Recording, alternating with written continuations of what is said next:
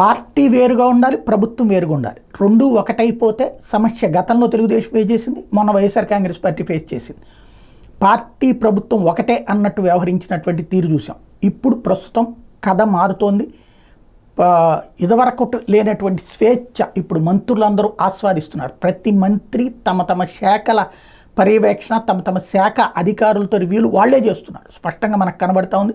చాలా మంచి మార్పు ప్రస్తుతం కనబడుతున్నటువంటిది.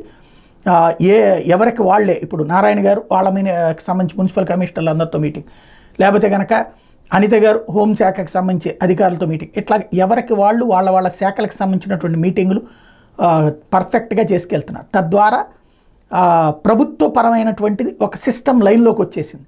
మరొక వైపున ఇటు పార్టీ పరమైనటువంటి రూటు కూడా మారింది. తెలుగుదేశం పార్టీని ముందుకు తీసుకెళ్లేటువంటి బాధ్యత ప్రస్తుతం పల్లా శ్రీనివాసరావు గారు మొన్న తెలుగుదేశం రాష్ట్ర అధ్యక్షుడిగా నియమిస్తే ఆయన ఇప్పుడు ప్రమాణ స్వీకారం కూడా చేయడం పూర్తయిపోవడంతో ఇక పార్టీ యాక్టివిటీ సైమల్టేనియస్గా రెండు పట్టాల మీదన రైలు నడపాలి, ఒక పట్టా మీద నడపకూడదు. అది ఇప్పుడు పార్టీ డిసైడ్ చేసుకుంది. పార్టీకి సంబంధించిన సంస్థాగత నిర్మాణం ఓ పక్కన చేసుకుంటూ వెళ్తూ అదే సందర్భంలో వివిధ కమిటీలు ఇవన్నీ ఏర్పాటు చేసుకుంటూ ముందుకు తీసుకెళ్లేటటువంటి ప్రయత్నాన్ని జాగ్రత్తగా తీసుకెళ్తున్నారు.